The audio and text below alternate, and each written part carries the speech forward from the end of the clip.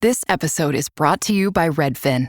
You're listening to a podcast, which means you're probably multitasking.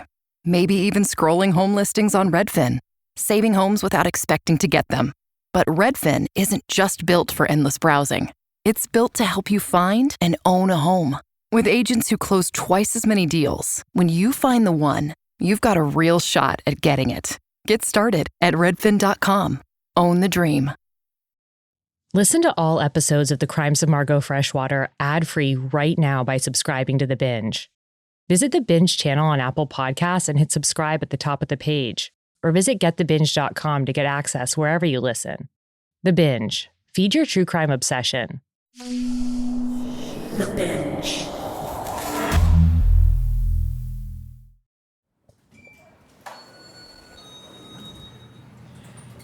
All right, so this is actually happening.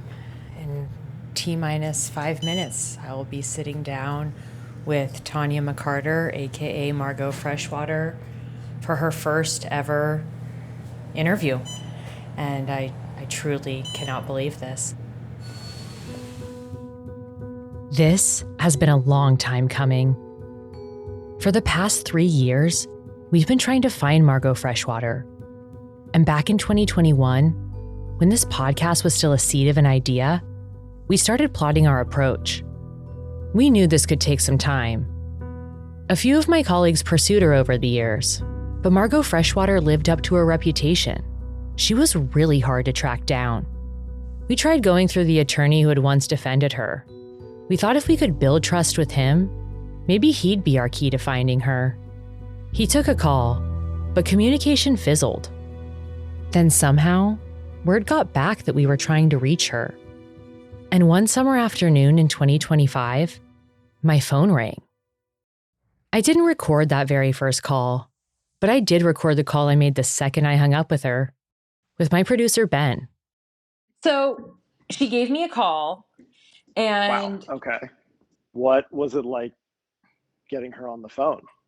I just wanted to say the right thing. And it was interesting too, because, you know, when you hear her on the phone, she just sounds like your mom. Yeah. Sounds like anybody. Yeah. And I want to treat her like anybody. It's been a pursuit. And we weren't the only ones chasing her. Over the years, a lot of people wanted to get her to tell her story.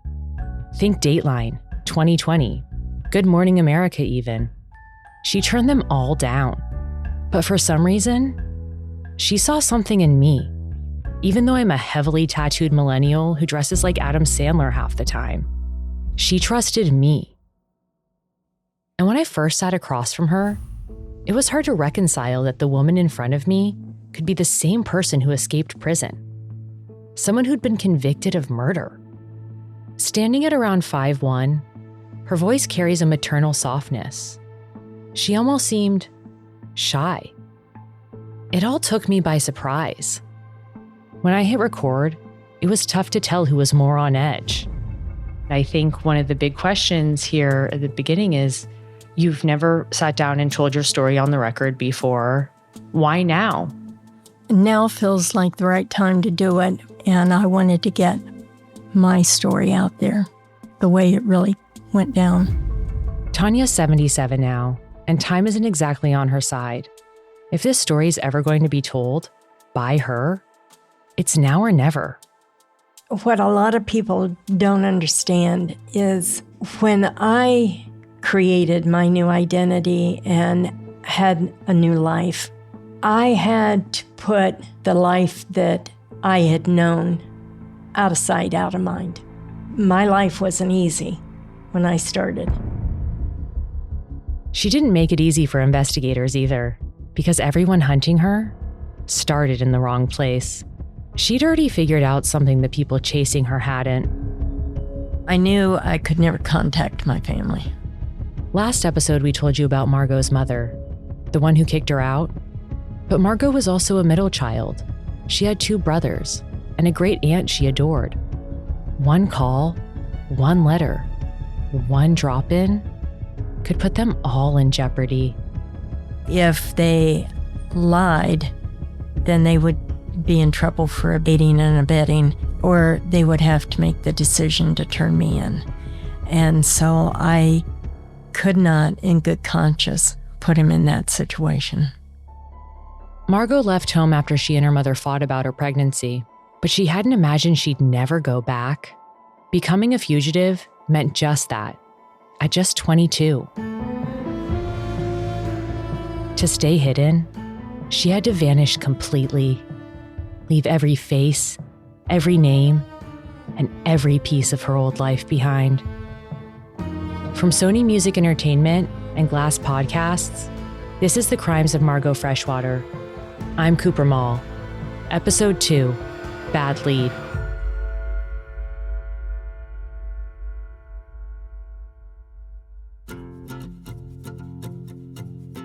As soon as Margo scaled the fence, leaving Tennessee prison for women in the dust, she and her accomplice, Faye Copeland, didn't slow down. It was just minute by minute. The first trucker got them as far as a busy truck stop, then moved on. They waited only long enough to find another ride. The second driver agreed to take them to Baltimore, where Faye had extended family. They had no clear final destination, no money, just the belief that anywhere was better than a prison cell on the outskirts of Nashville. I knew we were going to her relatives, and I just wasn't sure what I was going to do. And the farther the highway stretched, the more unreal it felt. The two women rode with strangers in trucks until exhaustion set in. At some point, even fugitives need a place to catch their breath, to regroup before the next stretch of road. The second truck driver, because it was going to be quite a ways to go, he stopped at a motel and he said, "Why don't you two get out, get cleaned up, and I'll come back in the morning and pick you guys up." The driver bought them a room. Inside, running water drowned out the fear of being hunted. I just took a shower and I was exhausted. That night, Faye and Margo slept side by side in double beds. For the first time in months, no clanging doors, just the hope of a trucker's promise and the thin walls of a borrowed night. The next morning, the trucker came back just like he said. He thought they were sisters. And before long, the two women were rolling into Baltimore, trusting that Faye's relatives would welcome them with open arms. When we got there, they were surprised to see her, and she said, "I've got a friend with me." Showing up out of the blue with some random new friend, that's a situation with no polite script. I don't even think they knew we had been in prison. The Copelands let the two ladies stay, no questions asked. Margo kept her distance. This wasn't home, and she didn't plan on staying long. If she was going to make it out from under their roof, she needed cash, fast. And within a week, she found her solution. I had gotten a job selling encyclopedias. The door-to-door gig got her out from under the Copeland roof during the day, but it also meant seeing strangers, face-to-face, all day long. Sounds like risky work for someone trying not to be recognized. I would go to the post office because they'd have wanted posters up, but I never saw anything for me. Still, she knew she was working on borrowed time, and eventually, Margo told a coworker her future plan. I told her I wanted to get back to Ohio. She said, "Well, I've got family there." This single connection opened a narrow path westward, a lifeline that looked just stable enough to trust. I was saying, I don't have anywhere to stay, I'd have to find some place to stay, and so I could get a job and everything. This woman barely knew Margo, but she was willing to help anyway. And she said, "Well, if you decide to go, I can let my parents know." And that was the plan. Once Margo saved enough scratch for a train ticket, she'd be on her way. This is crazy to me. Why in the world did Margo feel pulled back to Ohio, the one state where people might actually recognize her? I was hoping, because I knew our family's attorney, and I was hoping maybe, I hadn't really thought it out, that I could get some help that way. It makes almost no sense, reaching out to the family lawyer while trying not to get them in trouble. But she was young, completely on her own, with no one to tell her it was a bad idea, no one to say, don't go back to Ohio. And in Baltimore already, trouble was closing in. While Margo was chasing a dream, Faye was chasing thrills. Faye was doing stuff that I knew was going to get us caught. So she was going out to bars, and I knew she was going to get caught. It was bold, to say the least. This woman had just escaped prison and was acting like it was just a bad dream she'd finally shaken loose. All it would take was one wrong person recognizing Faye and going to the cops. But Faye was almost flaunting herself. I was nervous the entire time. She just seemed so nonchalant about everything. Margo felt the clock speeding up. She'd only ever thought of Baltimore as a pause. But now, something inside of her said, run. Problem was, she was still broke and needed an immediate out. Then someone unexpected offered her a lifeline. Faye's brother. I had told him my fears, and he knew that we escaped. Faye's brother wasn't a snitch. And since he hadn't gone to the police knowing his family was harboring fugitives, Margo felt like she could trust him. And I told him my fears of getting caught. He was staying in an all-men's rooming house. And he said, well, just leave, and I'll put you up in the rooming house until you go back to Ohio and hide you out there. Margo was game. If Faye went down, she could not be dragged with her. And that meant severing whatever sisterhood escaped through that fence with them. Margo hurried to gather the few things she had to her name. Then, Faye interrupted her. She walked in on me, and she said, what are you doing? Busted. Margo had to think on her feet, fast. And I said, oh, well, I met someone, and we're going to California. There was some clever logic behind this lie. I thought when she got picked up, she would tell him where I was. Not bad for a split-second story. And Faye didn't question it. As far as she was concerned, Margo was heading west towards sunshine and a fresh start. But really, she was headed down the road to spend the night holed up in a men's boarding house. So her brother had me dress up like a guy and snuck me into the rooming house. My hair was pulled up, and he had me put on a hat and a trench coat. Another escape pulled off cleanly, hidden in plain sight. Upstairs, the room was small and dim. The walls felt close. Margo knew she could only stay there long enough to secure a way out. And that night, the cost of the next step revealed itself. Now, this part I'm ashamed of, but it bought me my freedom. He told me he would get me a train ticket to Ohio, but I had to allow him to have his way with me. So he bought me a train ticket.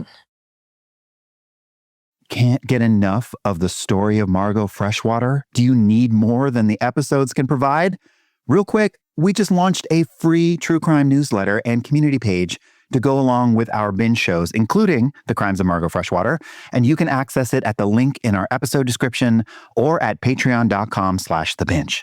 You'll get behind-the-scenes reporting, case updates, and a chance to chat with one of the show's creators and other fans. The newsletter comes out twice a month. It's totally free, and it's where the story continues. I'll see you there. Just hit the link in the description or head to patreon.com/thebinge. It's 1955, and a British Army major is found floating face down in the dark waters off the Devon coast. His death is written off as an accident. The gangplank hadn't been fixed down. But 2 weeks later, a stranger will knock on his widow's door and rip her life apart. He said, don't trust your closest family. I'm Eugene Henderson, and this is Codename Badger, a story of secrecy, espionage, and control. What is true and what's false? Listen to Codename Badger wherever you get your podcasts. Margo had split from Baltimore just in the nick of time. Faye was not so lucky. I sent the leads up there. The agents did their investigation and caught her. Allegedly, they dismissed Margo by a few hours. When Faye and Margo broke free, the state of Tennessee asked the FBI to take the lead, and the file landed on a desk in Nashville. New to the bureau, new to the office, Richard Knudsen got assigned the case. You know him from the last episode. In 1970, I had been assigned to the Nashville Resident Agency Office of the FBI, and I had obtained an unlawful flight to avoid confinement federal warrants for Margo Freshwater and Faye Copeland. His job was to bring the girls back from the Lamb and in front of prosecutors. Knudsen was an old-school cop. Think Tommy Lee Jones in The Fugitive. The kind of man who lives by the rules, but doesn't let them slow him down. So first, he felt like he had to understand what drove their great escape. He hadn't heard of anything like this before. Knudsen had to get the goods on Margo to understand her motivation. And the deputy warden handed over her personnel file. From that file, we'd obtained her background, a little bit about her case, a whole lot about relatives or friends or where she had lived, those kinds of things, where I could set out leads trying to find her. In the 1970s, tracking a fugitive was a slower, more manual process. There were no digital databases linking local police to federal agencies. So communication often meant phone calls and mailed bulletins. Fingerprints had to be compared by hand, and investigators relied heavily on informants, paper records, and luck. Without GPS, credit card tracking, or surveillance cameras, once someone crossed a state line, they could vanish for years. In Ohio, agents knocked on doors, sat in living rooms, and worked through every name in Margo's past, hoping someone would point them in the right direction. Nobody in Ohio cooperated with us. They hadn't seen her, they didn't know, et cetera, et cetera. Remember, this was the same family that barely even made a phone call to Margo when she was wrapped up with Glenn Nash in Memphis. Why would they suddenly care about where she is now? And because boots on the ground in Ohio bore no leads, the FBI pivoted to the woman who might still be within reach.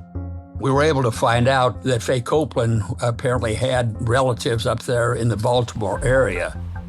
While the FBI spread out across Baltimore in search of Faye, Knudsen drove to Memphis to examine the case files himself and meet with local prosecutors. He wanted to understand how a teenage accomplice ended up serving the kind of time usually reserved for the trigger man.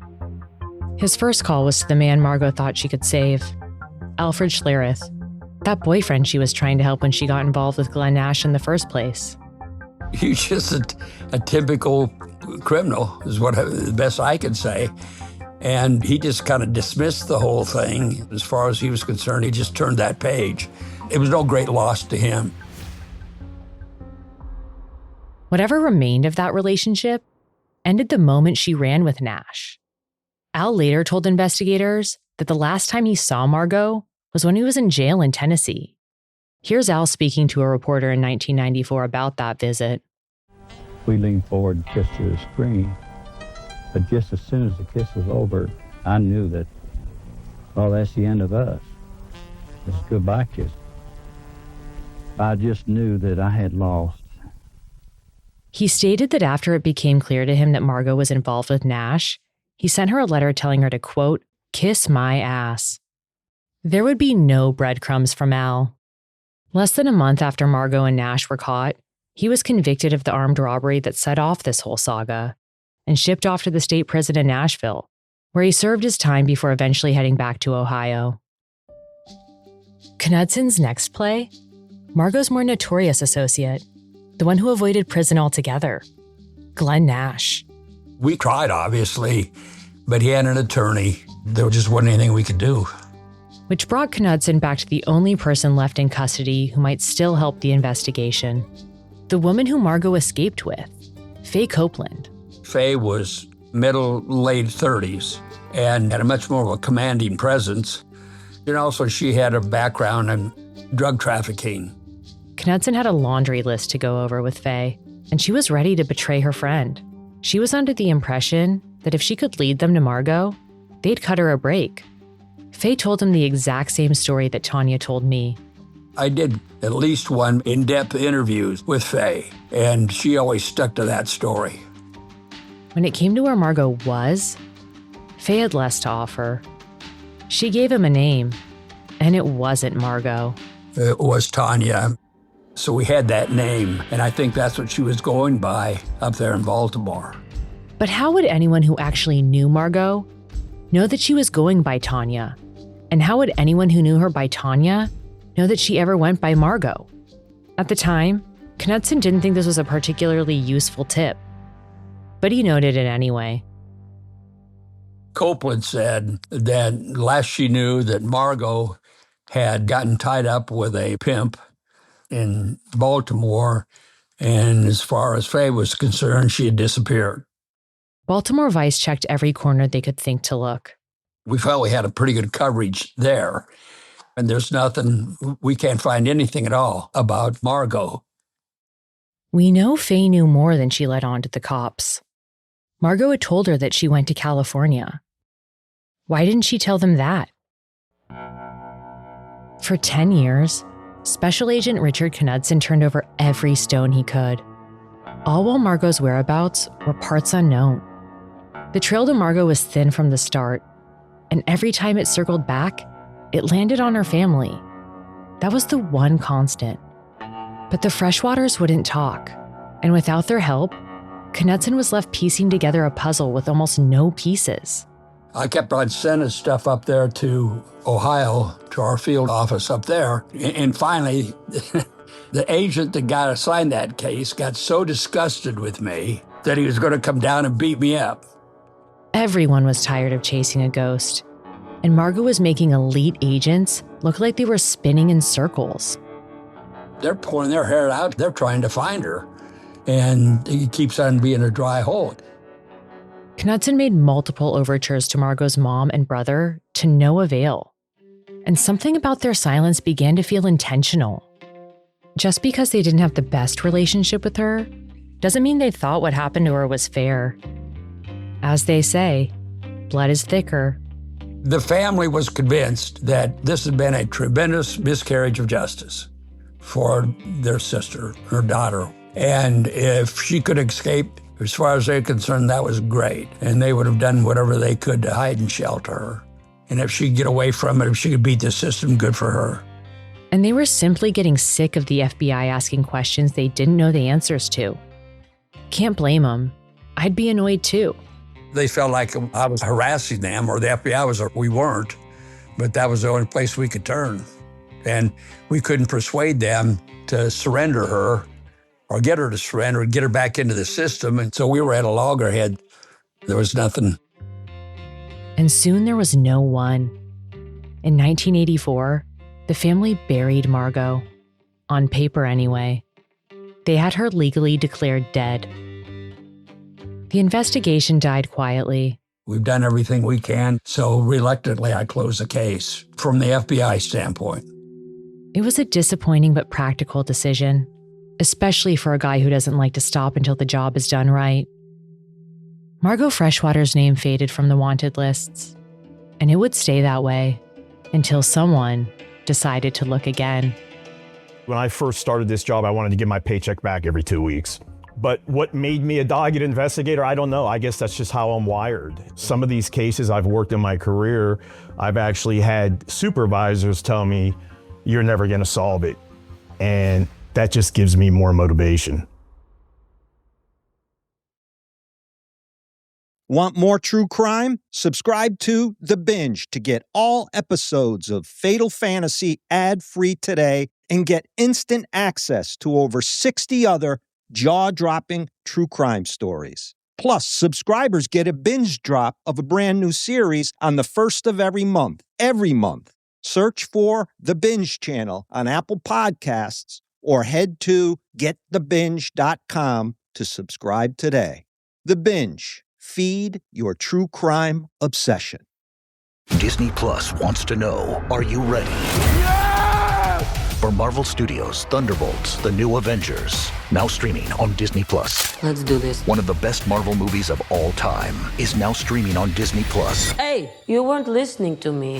I said Thunderbolts, The New Avengers is now streaming on Disney Plus. Meet the New Avengers. That's cool name. Marvel Studios' Thunderbolts, The New Avengers, rated PG-13, now streaming on, you guessed it, Disney Plus. We got the request from the Tennessee Bureau of Investigation in 1993. That's Greg Costas. Tennessee was calling him because he was out of Ohio. He was an agent with their Bureau of Criminal Investigation, known as the BCI. America's Most Wanted wanted to profile Margo Freshwater. But while the show was in production, TBI reached out to BCI because Margo was originally from Columbus. America's Most Wanted was one of the OG true crime television shows. It blended crime storytelling with civic action, urging viewers to call in tips, and those calls directly led to the capture of hundreds of suspects.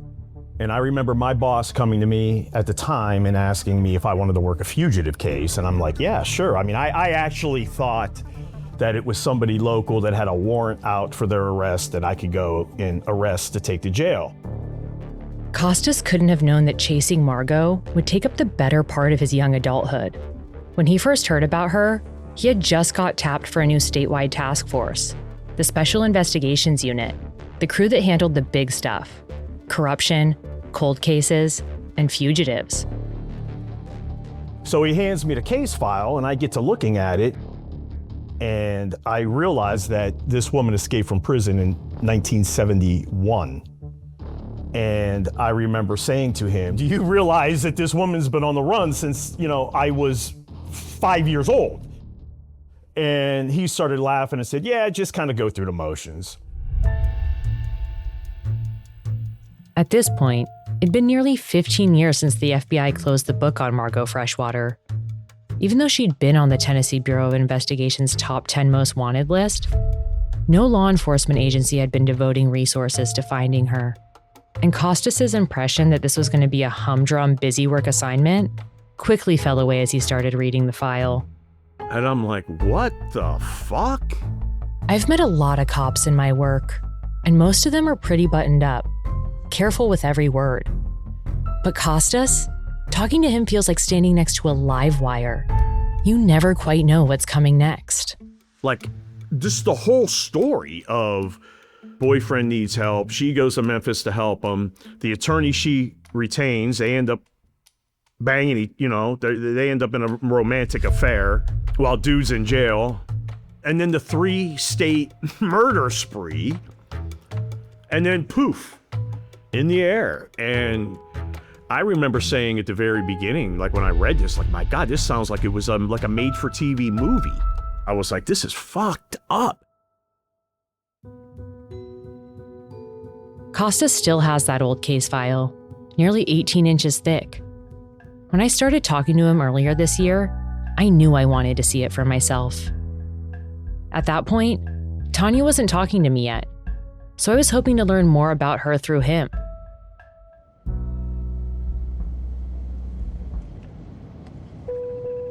A few days later, I was on a plane to Tucson, where he lives these days, ready to dig through it with him page by page. By the time I finally landed, after a mess of canceled flights and travel snafus, the sight of those saguaros stretching toward a huge empty sky was a welcome one.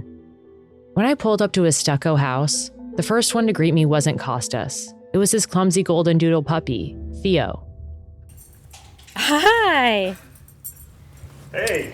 Hey, how are you? How are you? Good to see you. Nice to meet you. Nice to finally meet you, yeah. That's Theo. Hi, Theo. Wow. You're adorable. Thank you. Oh, you're talking about Theo? I'm going to grab my stuff. All right. Did you find it okay? Yeah. Come on, Theo.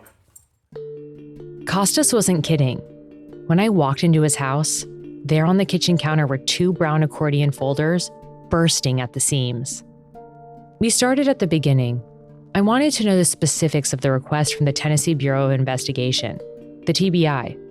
The request was try to establish if she has any living relatives, and if so, try to determine whether or not there was ever contact made. But this time, this wasn't just about asking questions and taking the family's word for them. Costas wanted harder proof, to see if Margo was really calling or writing. But the FBI had hit a wall, and Margo had been declared dead. I had some questions about that. If this woman was declared dead and did not seem to be actively committing crimes, Why was she worth his time? When someone on the run is declared dead, that usually brings the whole case to a stop. You can't prosecute a dead person, so the criminal case just ends. But it turns out, Costas wasn't entirely sold on the idea Margo was dead, because when the family made it official, it was just a probate court ruling to settle her grandmother's will. They wanted to distribute the money evenly between the people who were still around, and Margo wasn't. Her death was a bureaucratic judgment, not one based in fact. There wasn't a coroner involved or anything like that, which meant there was still a chance she could be out there, alive. I had another nagging question for Costas. I couldn't fully understand why they'd be barking up this tree again, all for America's Most Wanted. The Tennessee Bureau of Investigation just put together a 10 most wanted list. And they've never done it before. And number 1 on their 10 most wanted list was Margo Freshwater. Law enforcement agencies like the FBI and local police send cases to America's Most Wanted because the show is a useful tool for catching fugitives. And America's Most Wanted accepted the case. That kind of exposure could put Margo's case back on the map again, giving it the kind of national attention it hadn't seen in decades. Everything that we were doing really at the time was geared toward the show, because we were hoping that the show would shake the bushes and create some chatter, and we wanted to make sure that we were in place in case that happened.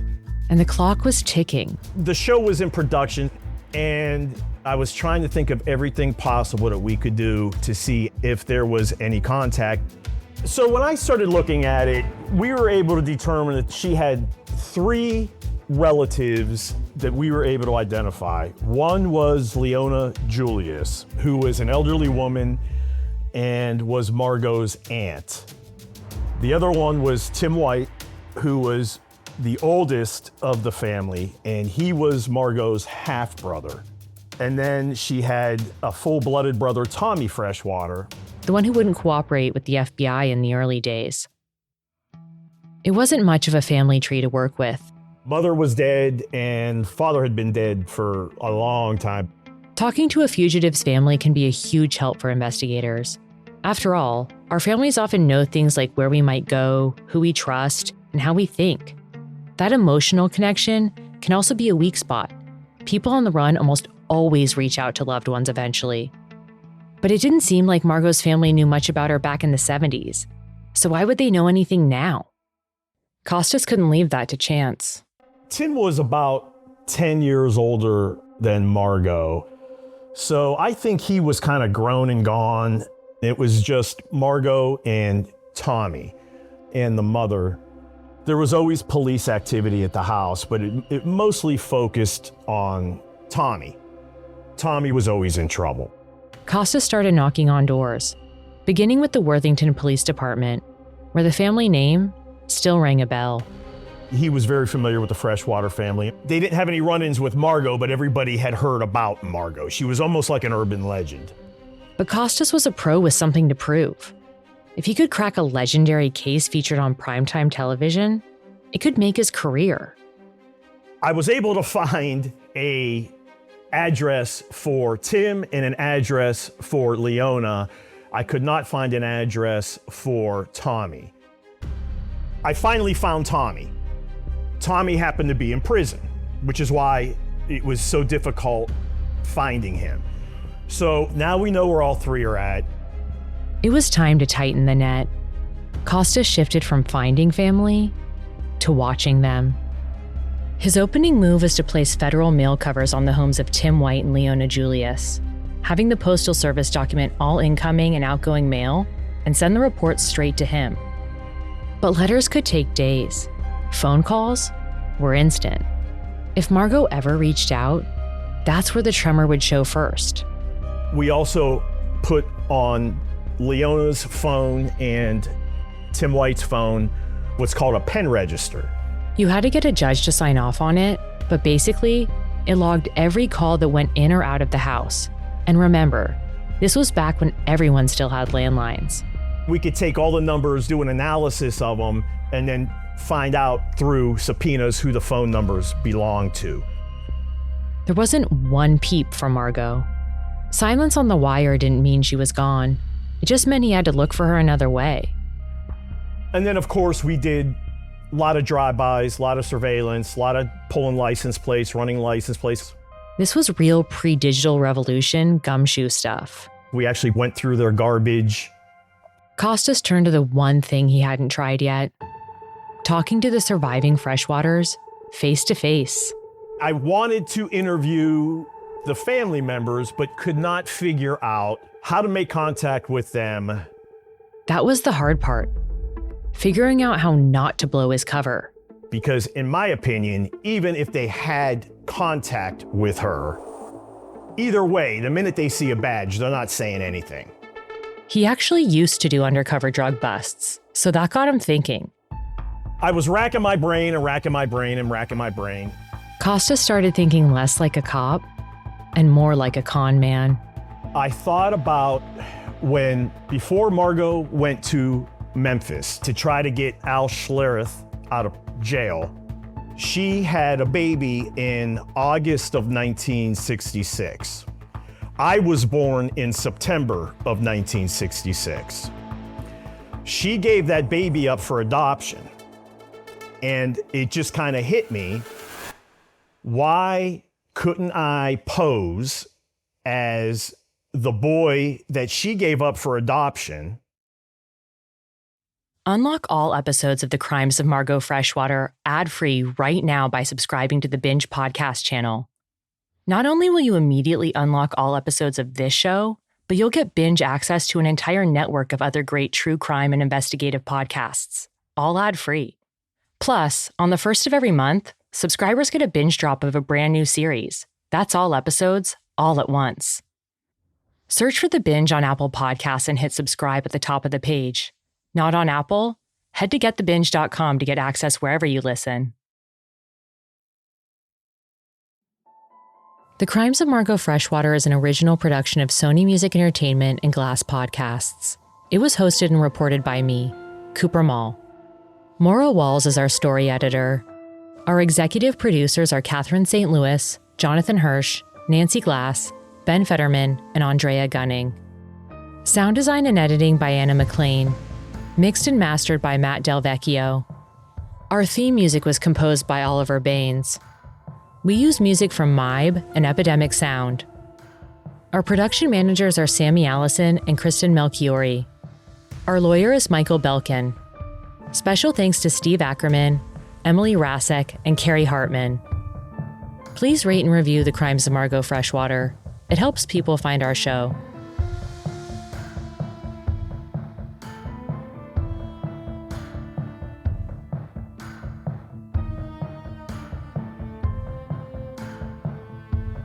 It's tax season, and at LifeLock, we know you're tired of numbers. But here's a big one you need to hear. Billions. That's the amount of money in refunds the IRS has flagged for possible identity fraud. Now here's another big number, 100 million. That's how many data points LifeLock monitors every second. If your identity is stolen, we'll fix it guaranteed. One last big number, save up to 40% your first year. Visit LifeLock.com/podcast for the threats you can't control. Terms apply.